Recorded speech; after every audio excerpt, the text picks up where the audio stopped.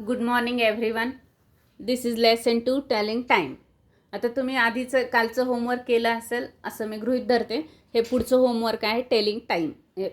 पुढचं लेसन आहे telling time. यामध्ये आपल्याला काय काय आवश्यक आहे ते बघूया. 15 मिनिटसाठी आपण बोलणार आहोत अ क्वार्टर.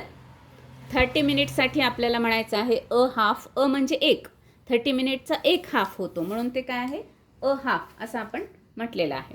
आफ्टर म्हणजे नंतर, यासाठी आपल्याला शब्द वापरायचा आहे पास्ट, आणि बिफोर आधी यासाठी शब्द वापरायचा आहे टू. हे 4 गोष्टी आपण लक्षात ठेवायच्या आहेत. व्हिडिओ स्टॉप करून लिहून घेऊ शकता किंवा जर येत असेल तर आपण थोडं फास्ट फॉरवर्ड करून पुढे जाऊ शकता.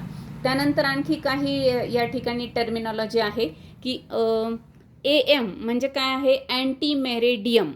अँटीमेरेडियम before mid day. Mid day म्हणजे कोणतं आहे तर आपण आत्ता जे 12 वाजतात ना आपले, सकाळी आपण म्हणतो 12 वाजले तर सकाळ झाल्यानंतरचे, तर त्याला मिड डे म्हणतात. त्या आधीचा जो काळ आहे त्याला आपण ए एम म्हणतो. आणि आफ्टर मिड डे म्हणजे आफ्टरनून, तर त्याला म्हणतो आपण पोस्ट मेरिडियम, त्यासाठी लिहितो पी एम. म्हणजेच हा कालावधी कोणता आहे तर ए एमचा आहे नाईट 12 to noon 12, रात्रीचे 12 ते दुपारचे 12पर्यंत ए एम म्हणायचं आहे. आणि दुपारचे 12 ते रात्री 12पर्यंत आपण पी एम म्हणतो. आता हे सगळ्यांना माहिती आहे, तरी पण एकदा रिवाईज की अँटी मेरिडियम आणि पोस्ट मेरिडियम का म्हणलं जातं त्यासाठी आपण हे घेतलेलं आहे. यामध्ये पहिली ॲक्टिव्हिटी काय आहे आता तर फॉर एक्झॅक्ट टाईम आपण काय म्हणायचं आहे. समजा एक्झॅक्ट किती वाजले आहेत. आता ए एम पी एम आपण एरवी यूज करतो, पण मराठीमध्ये कसं आपण पूर्वी बोलायचं, आपले आईवडील असतील, आजी आजोबा असतील तर ते असं म्हणतात की किती वाजले, 1:30 वाजला, 2:30 वाजले, 3:30 वाजले, 3:45 वाजले असं. पण आता इंग्लिशमध्ये सांगताना काही जण कसं म्हणतात की 1:15, 5:10 असं पण बोलतो आपण, आहे की नाही. 1:15 AM, 2:25 PM हे पण बरोबर आहे, पण आपल्याला ती पण लँग्वेज आली पाहिजे म्हणून आपण इथं टेलिंग टाईम, तर तो प्रॉपर 3:45 हा बरोबर आहे. 3:45 हे सांगणं हे पण बरोबर आहे, पण 3:45, 3:30, 2:30, 1:30, 1:15, 12:30, 11:30 या पद्धतीने आपल्याला टाईम सांगता आला पाहिजे, म्हणून आपण हे शिकणार आहोत. फॉर एक्झॅक्ट टाईम आपण काय करायचं, एक्झॅक्ट असेल तर 2 o'clock, 3 o'clock किंवा 4 o'clock किंवा 4 AM, 3 PM असंही आपण म्हणू शकतो. मग असे आपल्याला आता इथं ही ॲक्टिव्हिटीमध्ये हे लक्षात आलं की लगेच आपण होमवर्क करायचं. याच्या खालीच जागा सोडायची आहे. Write 12 numbers. असेच 12 नंबर्स लिहायचे आहेत, कारण आपलं क्लॉक जे आहे ते 12 hour क्लॉकमध्ये आपण बोलतो आहेत ना. म्हणजे 12 hour क्लॉक म्हणजे काय, 12 नंतर आपण 13 म्हणत नाही, 12 नंतर परत 1 पासून सुरुवात करतो, दुपारचे 1 असं.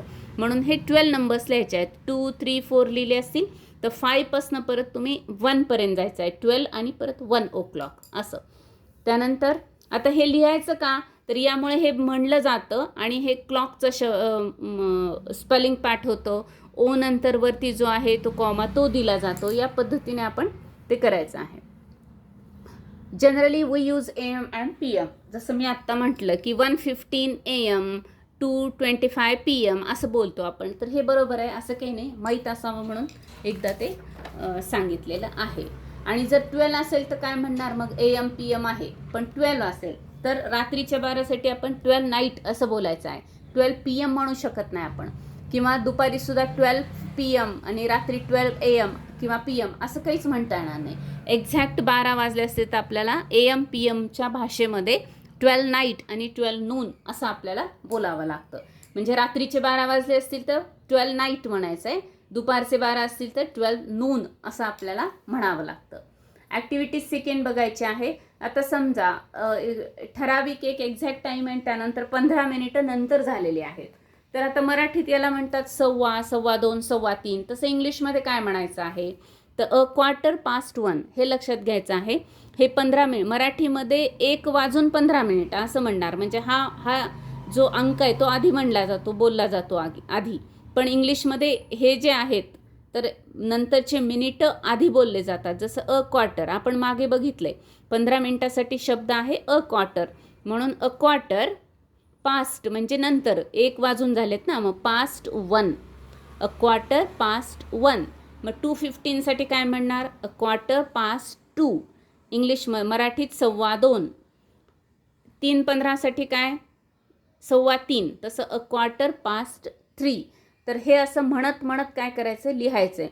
लक्षात ठेवायचे पास्ट म्हणजे नंतर, क्वार्टर म्हणजे 15 मिनिटं, आणि 1 नंतर किंवा 1 वाजून 15 मिनिटं. पण मराठीमध्ये हा शब्द, तासाचा शब्द आपण आधी बोलतो, इंग्लिशमध्ये मिनिट आधी सांगायचे, त्यानंतर किती वाजून गेल्यानंतर असं सांगायचं आहे.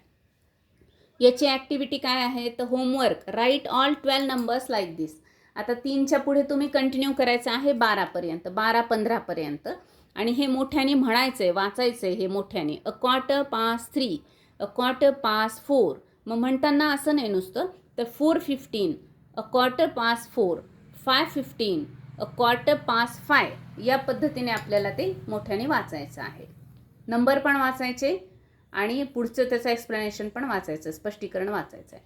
ॲक्टिव्हिटी 3 काय आहे, तर यामध्ये 1:30, तर 30 मिनिट्स म्हणले, पण 30 मिनिट्ससाठी आपण काय म्हणतो, अ हाफ. मराठीमध्ये दीड, अडीच, 3:30. 1 वाजून 30 मिनटं दीड, 2 वाजून 30 मिनटं अडीच. तसं इंग्लिशमध्ये कसं म्हणायचं, 1:30, अ हाफ पास्ट 1. पूर्ण उच्चार करायचा, हाफ पास्ट 1, घाई करायची नाही. 2:30, a half past 2. 3:30, a half past 3. या पद्धतीने आपल्याला काय करायचं आहे, पूर्ण जे नंबर्स आहेत हे नंबर्स आपल्याला 12 नंबर्स असे लिहायचे आहेत. परत 4:30, अ हाफ पास्ट 4, असं 12:30पर्यंत जायचं आहे. Write all 12 numbers like this and read loudly. Okay. आता 2चा अर्थ काय होतो, आपण आधीसाठी 2 वापरायचं आहे, बिफोर. म्हणजे आपण जसं याला दीड म्हणलं, तसं समजा मराठीत जर 2ला 30 मिनिटं कमी असं आपण बोलत नाही ॲक्च्युली, पण जर लिहायचं असेल तसं तर काय म्हणता येणार, म्हणजे दीडला आपण जसं म्हणतो की अ हाफ पास्ट 1 असं जसं म्हणतो, तसंच आपण काय म्हणू शकतो, अ हाफ टू 2, म्हणजे 2ला 30 कमी, म्हणून इथं हा हाफ पास्ट 2 म्हणलेला आहे. कारण 1 वाजून 30 मिनिटासाठी आपण असं म्हणू शकतो, अ हाफ पास्ट 1, पण 2ला 30 मिनिटं कमी, म्हणून अ हाफ टू 2. हे ॲक्टिव्हिटी नाही केली तरी चालेल, पण मी माहिती असण्यासाठी दिलेली आहे. आता 2:30 म्हणजे 3ला 30 मिनटं कमी असं म्हणायचं आपल्याला. 2:30ला आपण बोललेलो आहोत काय, अ हाफ पास्ट 2 हे बोललेलो आहोत, पण आपल्याला काय म्हणायचं आहे की 3ला अर्धा तास कमी आहे.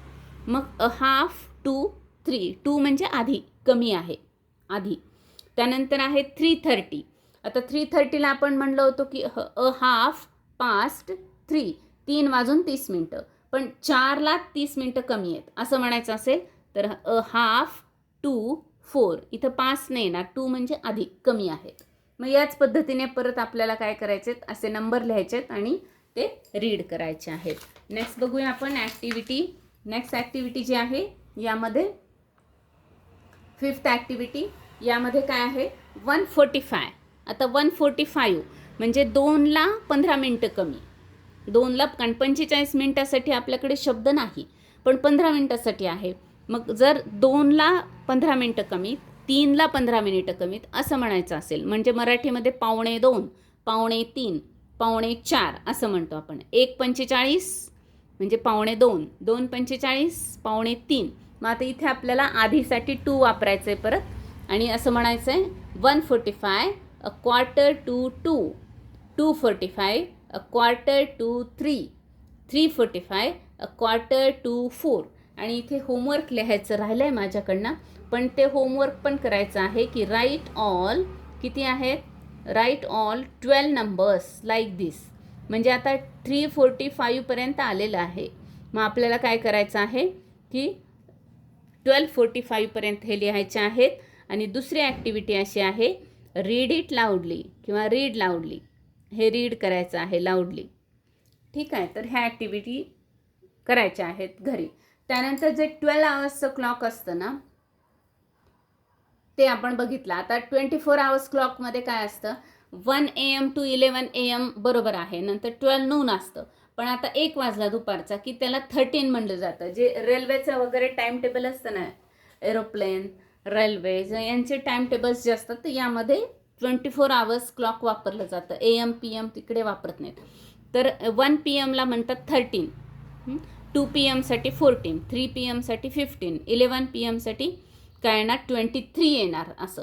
आणि 12 नाईटसाठी येणार 24. म्हणजे किती वाजत आता तर 24 आवर्स.